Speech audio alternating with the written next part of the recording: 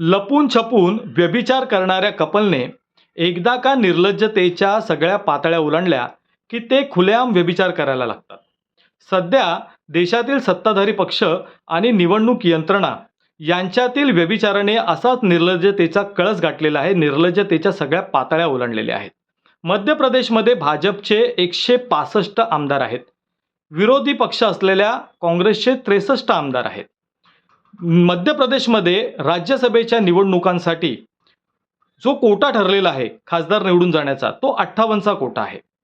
या गणिताप्रमाणे भाजपचे 2 खासदार निवडून येऊ शकतात आणि विरोधी पक्षाचा म्हणजे काँग्रेसचा 1 खासदार निवडून येऊ शकतो. परंतु भाजपने ह्या निवडणुकीसाठी 2 ऐवजी 3 उमेदवार दिल्यानंतर लोकांच्या लक्षात आलं की ह्या ठिकाणी काहीतरी खेळ होणार. परंतु लोकांना जो अभिप्रेत खेळ होता त्याच्या व्यतिरिक्त काहीतरी करण्यासाठी कदाचित ह्या वेळेला भाजपने वोट चोरी न करता, आमदारांची चोरी न करता डायरेक्ट निवडणूक यंत्रणेवरती, निवडणूक प्रक्रियेवरती दरोडाच घातलेला आहे. या वेळेला त्यांनी आमदार पळवले नाहीत विरोधी पक्षाचे. आमदारांना प्रलोभन दाखवून त्यांना आपल्या बाजूनी करून नाही घेतलं. या वेळेला त्यांनी काय केलं तर काँग्रेसच्या राज्यसभेच्या खासदार पदाच्या उमेदवार मीनाक्षी नटराजन यांचा उमेदवारी अर्जच बाद करायला लावला. वोट चोरी नाही, आता सरळ होणार ती दरोडेखोरी.